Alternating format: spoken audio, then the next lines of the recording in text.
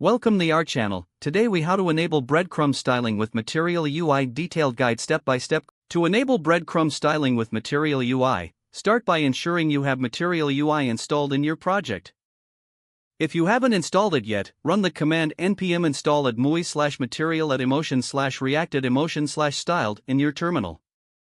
Once you have Material UI installed, open your desired component file where you want to add the breadcrumb. Import the necessary components from Material UI at the top of your file.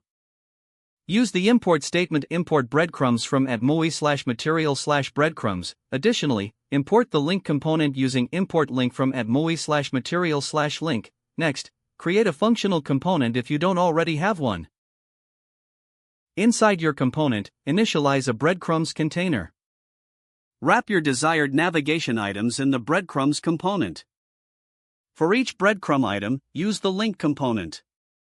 Set the ref attribute of each link to redirect to the desired routes. To improve accessibility, add a separator between the breadcrumb items. Material UI provides default separators, but you can customize this using the separator prop. To style the breadcrumb items, use the SX prop available in Material UI. You can adjust properties such as color, font size, and spacing within the SX prop. Here's an example of how to change the color. Set SX equals color primary.main for the breadcrumb links.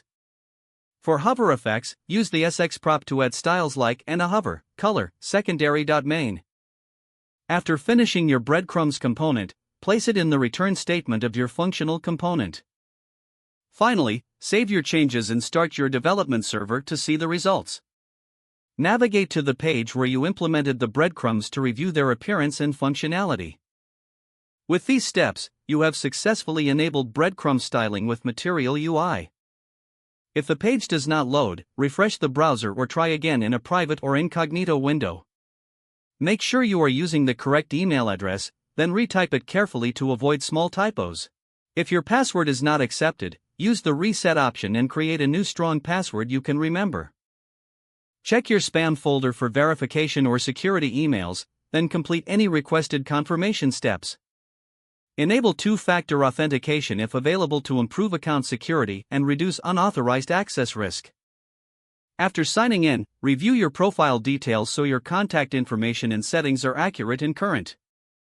If you see an error message, note it down and try again after restarting your device and internet connection.